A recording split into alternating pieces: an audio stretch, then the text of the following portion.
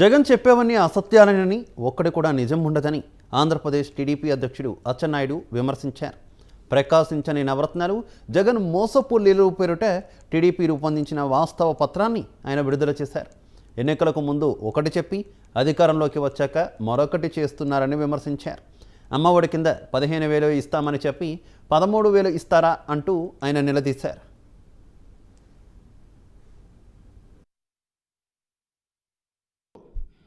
దేశంలో ఏ ప్రభుత్వమైనా సరే అధికారంలోకి వచ్చిన తర్వాత ఒక కొత్త పథకాన్ని ప్రారంభిస్తే పథకం ప్రారంభించిన రోజే పేపర్లో అడ్వర్టైజ్మెంట్ ఇవ్వడం, ప్రచారం చేయడం మనం చూసాం.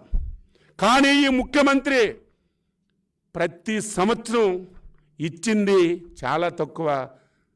అడ్వర్టైజ్మెంట్స్ అన్ని పేపర్లకు ఇచ్చి, టీవీలకు ఇచ్చి రాష్ట్రంలో ప్రజాధనాన్ని ఏ రకంగా దుర్వినియోగం చేస్తున్నాడో కూడా గమనించాలి. నిన్ననే అమ్మఒడి. ఏం జగన్మోహన్ రెడ్డి, నీది నాలుక తాటి మట్ట, ఎంత అబద్ధాలు ఏం చెప్పావు ఎలక్షన్లో?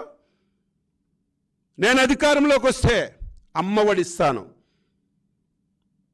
పేదవాడు చదువుకోవాలి, ఇంటిలో ఎంతమంది పిల్లలుంటే అంతమంది పిల్లలకి ఇస్తానని నువ్వు చెప్పావు.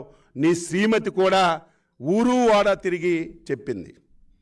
నువ్వు అధికారంలోకి వచ్చిన తర్వాత ఏం చేశావు? తల్లికి ఇచ్చావు తప్ప పిల్లలకి ఇవ్వలేదు.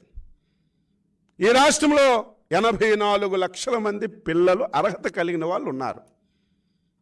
నువ్వు నిన్న 42 లక్షల మందికి ఇచ్చి